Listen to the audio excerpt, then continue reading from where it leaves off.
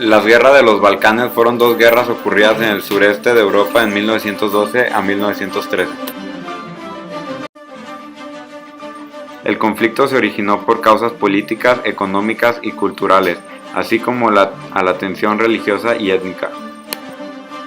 Las guerras se caracterizaron por los conflictos étnicos entre los serbios contra los bosnios, albaneses y croatas.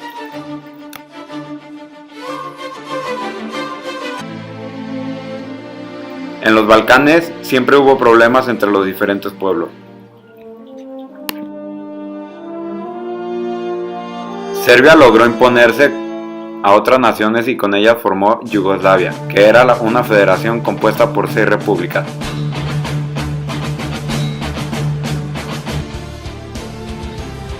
Las tensiones entre esas 6 repúblicas se mantuvieron latentes hasta que en 1991 Eslovenia y Croacia decidieron independizarse.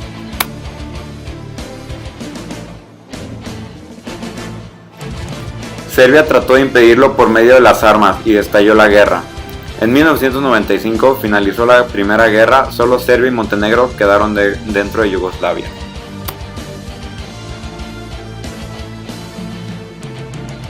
Luego hubo conflictos dentro de Serbia, en la provincia de Kosovo y Macedonia entre diferentes grupos étnicos serbios contra albaneses y macedonios.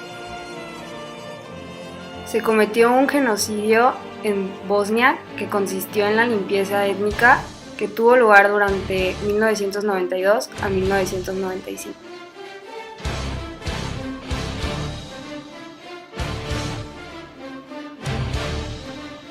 La masacre de Srebrenica consistió en el asesinato de aproximadamente unos 8.000 musulmanes bosnios en la región de Srebrenica en julio de 1995 durante la Guerra de Bosnia.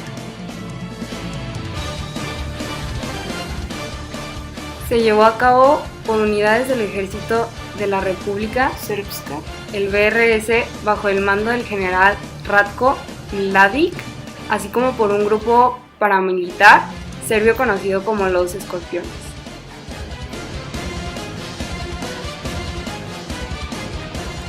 La masacre incluyó el asesinato de niños, adolescentes, mujeres y ancianos con el objetivo de conseguir la limpieza étnica en la ciudad.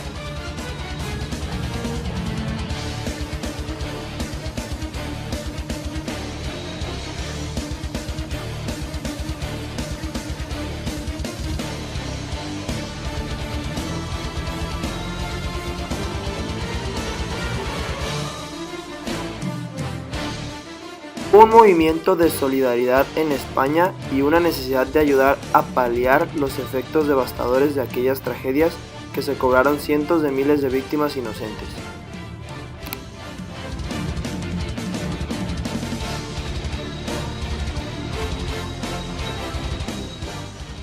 La inmensa mayoría de nuestro país respaldó el despliegue del ejército español como cascos azules de la ONU, o la presencia de organizaciones no gubernamentales que impulsaron proyectos de cooperación en los Balcanes. El Tribunal Penal Internacional para la ex-Yugoslavia es un cuerpo de la Organización de las Naciones Unidas que consideró que desde 1991 se venían produciendo graves violaciones de los derechos humanos, así como una amenaza real para la paz y seguridad de la zona balcánica.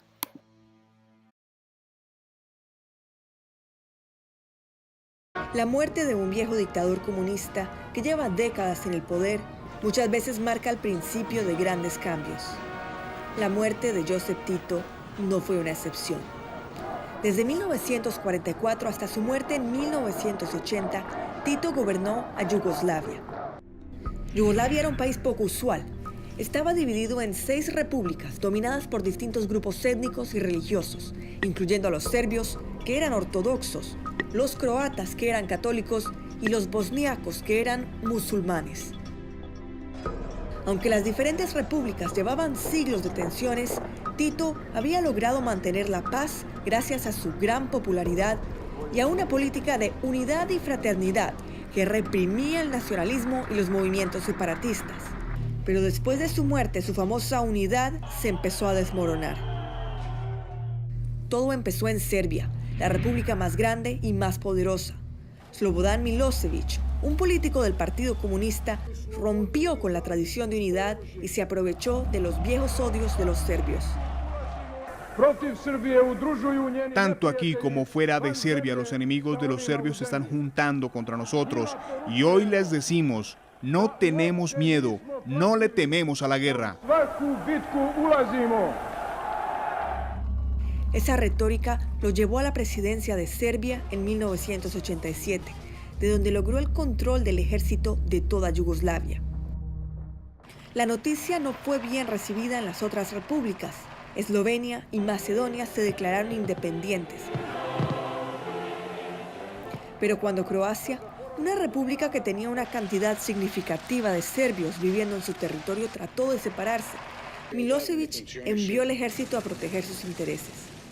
Fue el principio de una guerra civil que duraría años. Pero el conflicto más violento ocurrió cuando Bosnia y Herzegovina también quiso separarse de Yugoslavia. Bosnia era la república más diversa. La mayoría de la población eran musulmanes bosnios, conocidos como bosniacos, pero también habían cantidades importantes de croatas y serbios. Los bosniacos, con el apoyo de los croatas, votaron por separarse de Yugoslavia y volverse su propio país. Pero la minoría serbia que vivía dentro del territorio de Bosnia rechazó la independencia.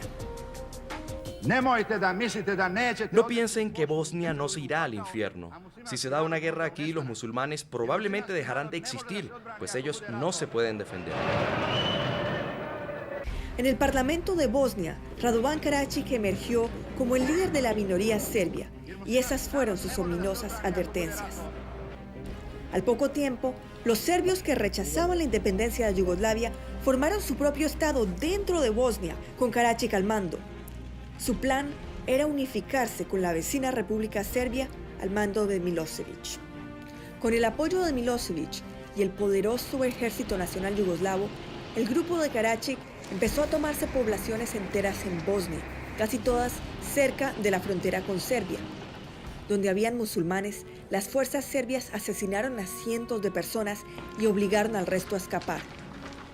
Fue el principio de la llamada limpieza étnica en Bosnia, durante la cual los serbios buscaron expulsar a todos los musulmanes a la fuerza. La violencia causó un éxodo de musulmanes que huyeron hacia otras ciudades buscando amparo. Una de esas ciudades fue Srebrenica.